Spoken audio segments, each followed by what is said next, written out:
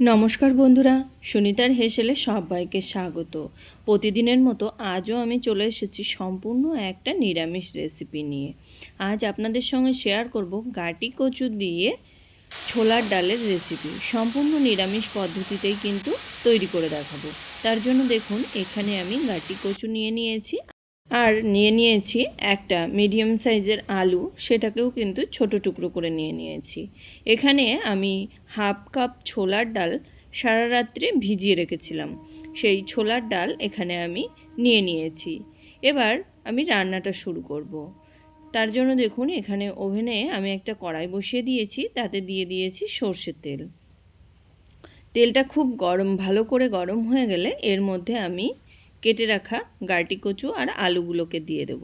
এখানে আমি গাঁটি কচুগুলোকে কিন্তু একটু রাউন্ড শেপ করেই কেটে নিয়েছি। দিয়ে দিয়েছি কচুর মধ্যে লবণ আর হলুদ গুঁড়ো।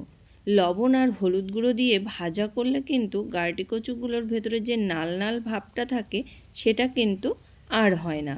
এইভাবে লবণ আর হলুদ দিয়ে খুব ভালো করে একটু ভেজে নেব, একবারে লালচে কালার করেই ভেজে নেব।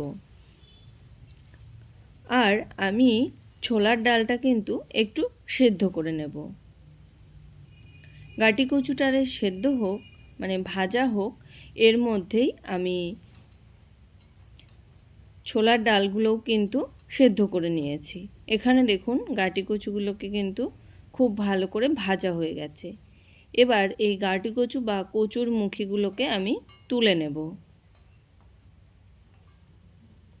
যারা কিন্তু গাঁটি কচুগুলো মানে নাল নালের ভাবের জন্য খেতে চান না, তারা এইভাবে লবণ হলুদ দিয়ে খুব ভালো করে ভাজা করে রান্না করে দেখবেন, একদমই সেই নাল নাল ভাবটা কিন্তু থাকে না।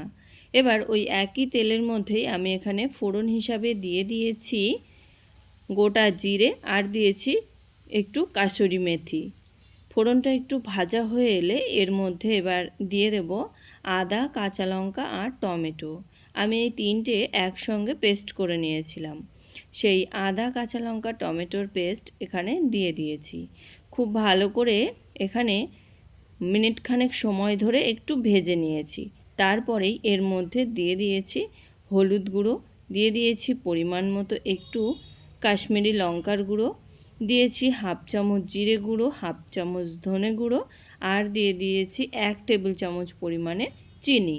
চিনিটা এই রকম কষানোর সময় দিলে মানে মশলার কালারটা কিন্তু খুব ভালো আসে, সেই কারণে আমি এখানে মশলা কষানোর সময়ই চিনিটা ব্যবহার করেছি। আর যেহেতু নিরামিষ রান্না, সেই কারণে আমি এখানে একটু চিনির ব্যবহার করেছি। দেখুন, ছোলার ডাল কিন্তু খুব বেশি সিদ্ধ করে নেইনি, হাতে চাপ দিলে কিন্তু গলে যাবে সেই রকমভাবেই কিন্তু আমি ছোলার ডালটাকে সেদ্ধ করে নিয়েছি। আমি একটা মাত্র সিটি দিয়েই সেদ্ধ করে নিয়েছি। ডালটা দিয়ে দিয়েছি মশলার মধ্যে, খুব ভালো করে মশলার সঙ্গে ডালটাকেও কিন্তু মিশিয়ে নিয়েছি। এবার এর মধ্যে আমি দিয়ে দেবো স্বাদ অনুযায়ী লবণ। যেহেতু আমরা কচুরমুখী বা গাঁটি কচুটা ভাজার সময় লবণ ব্যবহার করেছি, সেই কারণে এখন আমি একটু মানে সামান্য একটু লবণ ব্যবহার করলাম। খুব ভালো করে ছোলার ডালের সঙ্গে কিন্তু মশলাটাকে কষিয়ে নিতে হবে। মিনিট 2-3 সময় ধরে একটু কষিয়ে নিয়েছি। এবার এর মধ্যে দিয়ে দেবো ভেজে রাখা গাঁটি কচু বা কচুর মুখি আর আলু।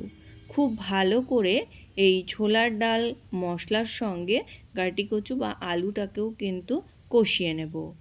প্রায় 3 থেকে 4 মিনিট সময় ধরে মিডিয়াম টু লো আঁচে রেখেই কিন্তু মানে মশলার সঙ্গে পুরো তরকারিটাকে একটু কষিয়ে নিতে হবে। তরকারি কিন্তু কষা যত ভালো হবে, তরকারির টেস্ট কিন্তু ততই ভালো আসবে। দেখুন, এখানে আমাদের তরকারি কিন্তু খুব ভালো করে কষানো হয়ে গেছে। এবার এর মধ্যে আমি দিয়ে দেব পরিমাণ মতো জল। খুব বেশি জল এখানে ব্যবহার করব না, কেননা ছোলার ডাল কিন্তু আমাদের সেদ্ধ হয়ে আছে, আর গাঁটি কচু আর আলুটা কিন্তু ভাজতে ভাজতেই 50% সেদ্ধ হয়ে গেছে। সেই কারণে এখানে 1 বাটি পরিমাণে আমি এখানে জল ব্যবহার করেছি। খুব ভালো করে মিশিয়ে নিয়েই এখানে আমি এবার ঢাকা দিয়ে দেব। ঢাকা দিয়ে রান্না করে নেব যতক্ষণ না গাঁটি কচুগুলো সিদ্ধ হচ্ছে ততক্ষণ পর্যন্ত। এখানে আমি প্রায় 10 মিনিট মিডিয়াম টু লো আঁচে রেখেই ঢাকা দিয়ে রান্না করে নিয়েছি। দেখুন আমাদের আলু আর গাঁটি কচু কিন্তু খুব ভালোভাবেই সেদ্ধ হয়ে গেছে। একটু মিশিয়ে নিয়েছি। আর এখানে দেখুন ছোলার ডালও কিন্তু খুব সুন্দরভাবে সেদ্ধই আছে। ছোলার ডালটা কিন্তু গলে গেলে তরকারিটা খেতে ভালো লাগবে না, সেই কারণেই ডালটা যাতে আস্ত আস্ত থাকে সেই রকমভাবেই কিন্তু ডালটাকে আমাদের সেদ্ধ করতে হবে। দিয়ে দিয়েছি কয়েকটা কাঁচা লঙ্কা, আর দিয়ে দেবো সামান্য একটু গরম মশলার গুঁড়ো, আর দিয়ে দেবো হাফ চামচ মতো ঘি। খুব ভালো করে সমস্ত কিছু দেওয়ার পরে একটু মিশিয়ে নেব। ঘি গরম মশলা দেওয়ার পরে তরকারিটা কিন্তু খুব ভালো করে একটু মিশিয়ে নিয়েছি। মিশিয়ে নেওয়ার পরেই এটাকে কিন্তু আবারও আমি ঢাকা দিয়ে রাখবো প্রায় 5 মিনিটের জন্য।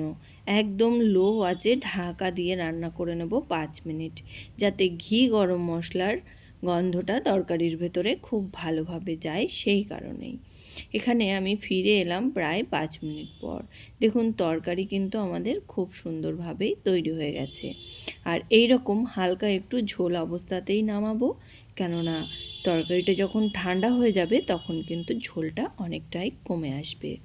আর এই রকম গাঁটি কচু দিয়ে ছোলার ডালের নিরামিষ রেসিপি, এটা কিন্তু সাদা ভাতের সঙ্গে তো ভালো লাগে, তার থেকেও কিন্তু বেশি ভালো লাগে রুটি, লুচি, পরোটার সঙ্গে।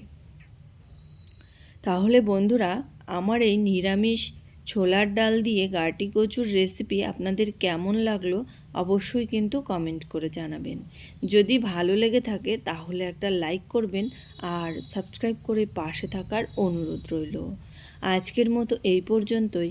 আবার হাজির হয়ে যাব নতুন কোনো রেসিপি নিয়ে। ভালো থাকবেন, সুস্থ থাকবেন। ধন্যবাদ।